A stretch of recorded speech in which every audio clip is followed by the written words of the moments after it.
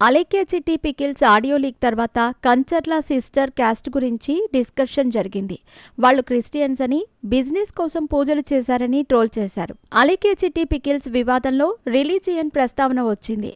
అమ్మాయిలు క్రిస్టియన్స్ అయినప్పటికీ వ్యాపారం కోసం తమ మతాన్ని దాచి బొట్టు పెట్టుకుని ఉగాది చేశారని, ప్రజలను మోసం చేశారని సోషల్ మీడియాలో కొందరు పోస్టులు చేశారు.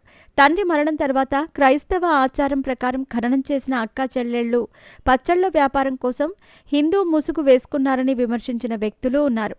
ఈ నేపథ్యంలో రమ్య మోక్ష కంచర్ల ఒక వీడియో చేశారు. తన తల్లి వైపు బంధువులందరూ హిందువులే అని, తన తండ్రి వైపు బంధువులు కూడా హిందువులే అని, తాను కూడా హిందూ అని రమ్య మోక్ష కంచర్ల తెలిపారు. అయితే కుటుంబంలో ప్రతి ఒక్కరికి తమ ఇష్టదైవాన్ని కొలిచే హక్కు ఉందని ఆవిడ చెప్పుకొచ్చారు.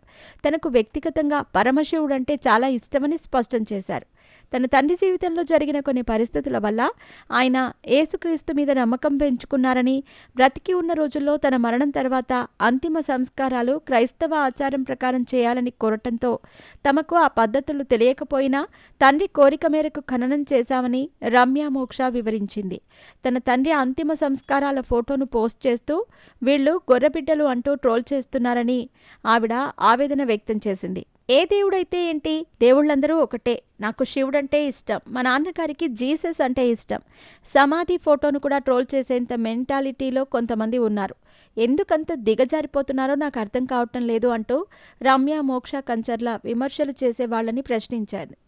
తన తల్లి పేరు వెంకటరమణ కుమారి అని, తమ తాతయ్య గారి పేరు వెంకటరత్నం అని, తమ అక్క పేరు వెంకటేశ్వరి అని, తమ అక్క చెల్లెళ్ళు సుమా, అలేఖ్య, రమ్య అని పేర్లు పెట్టారని, తమ కుటుంబంలో చాలామంది ఇష్టదైవం వెంకటేశ్వరుడని రమ్య మోక్ష కంచర్ల తెలిపింది.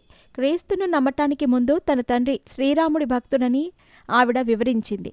దేవుళ్ళందరూ తమకు సమానమే అని కొంతమంది ఎందుకు గొర్రెబిడ్డలంటూ ట్యాగ్ చేసి మరీ విమర్శిస్తున్నారో అర్థం కావటం లేదని రమ్య పేర్కొంది. దైవంలో ఒకరు ఎక్కువ, ఒకరు తక్కువ అనేది ఉండదని, ఎవరి నమ్మకం వారిదని ఆవిడ మాట్లాడింది. ఈ విషయంలో ఎవరినీ కించపరిచే విధంగా వ్యవహరించవద్దని విజ్ఞప్తి చేసింది. సుమా పెళ్లి హిందూ ధర్మ ప్రకారం జరిగిందని ఆ ఫోటోలను రమ్య విడుదల చేసింది.